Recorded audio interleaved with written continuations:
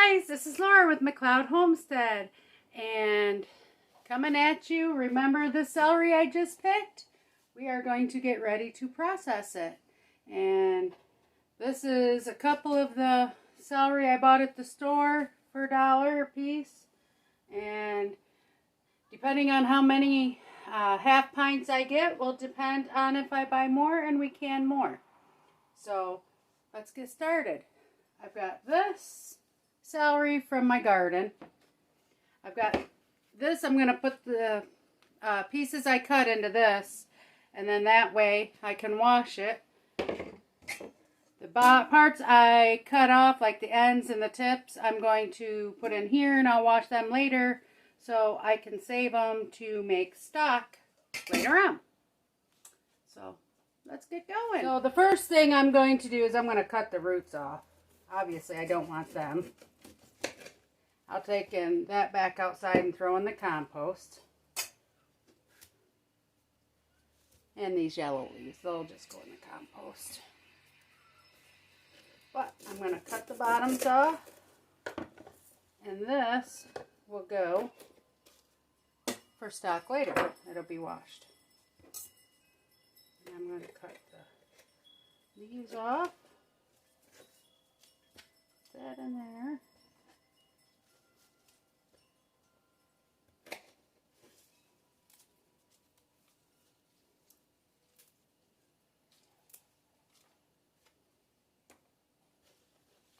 You can see what I mean by the stems aren't that big compared to the store-bought. Well, let's take you over to look. See the difference? There's quite a bit of difference there. But that's okay. I'm good with that. Because you know what? This is homegrown.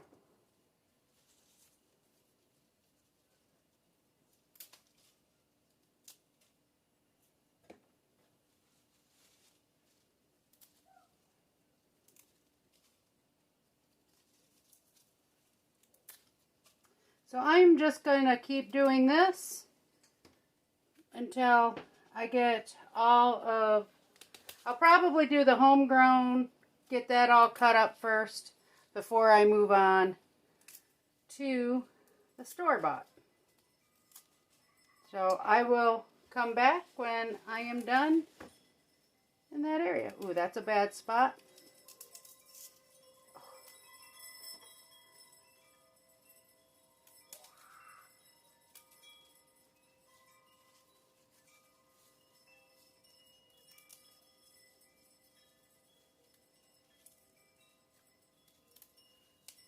All right, I will be bringing you back shortly. So I've never been big on eating celery because a lot of it from the store, it's all stringy. And then I get like a gritty, dirty taste in my mouth. But I gotta say, even after I wash it, it does that. But I've gotta say, my favorite part when I do eat it is always the inside, the heart. This is part of it out of mine, and I gotta say, that is darn tootin' yummy. That's good.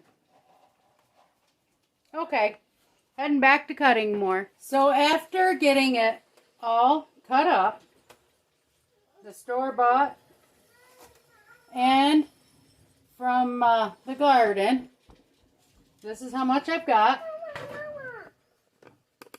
I've got the water boiling here, and now I'm going to blanch for 3 minutes.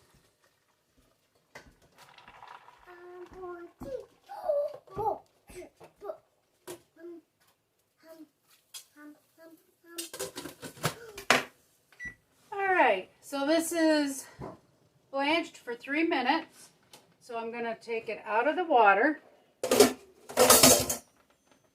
I've got my jars right there all ready.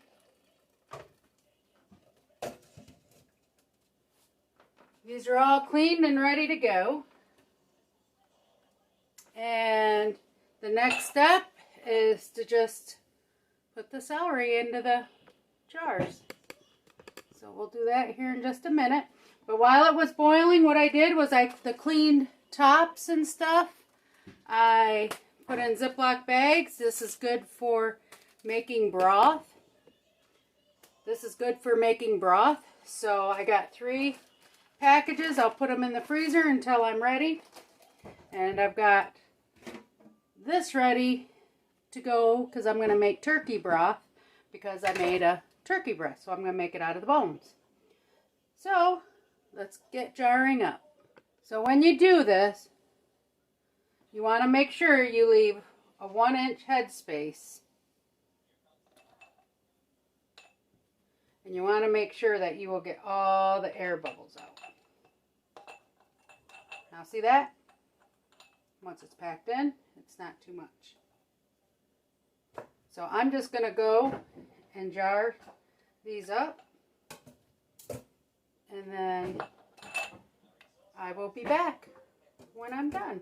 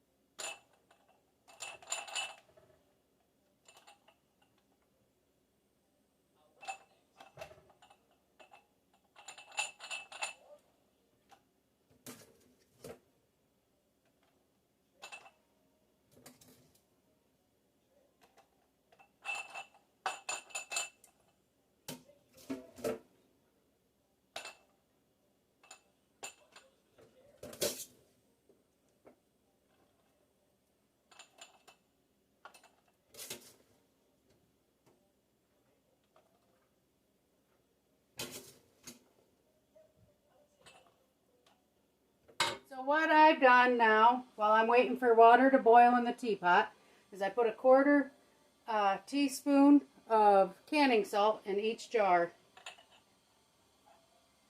And then once this boils, we're just going to fill it up to 1 inch from the top and debubble it and put the lids on and put it in the pressure canner. Alright, so the hot water is boiling and I'm just going to pour it on in. Second ounce hot cocoa.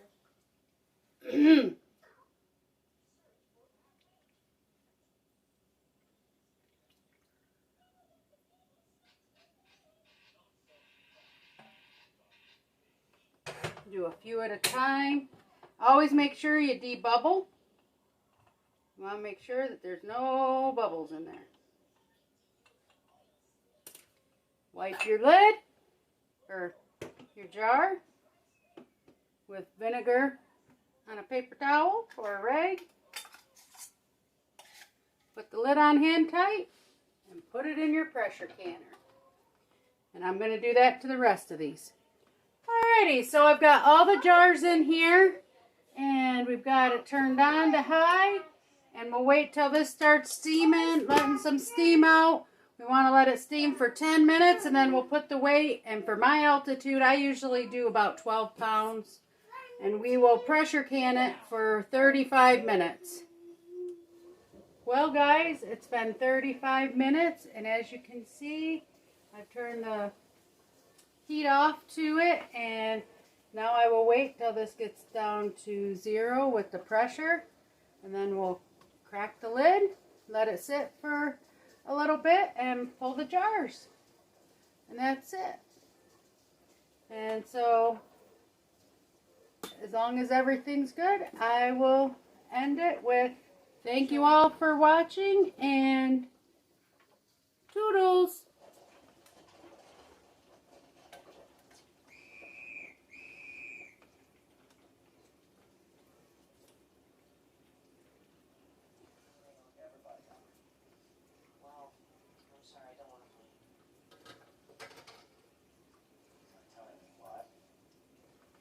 doesn't leave room for anything else.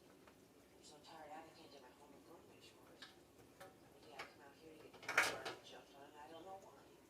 Then I think definitely you shouldn't be playing. If you don't know why you want to play football, why play it?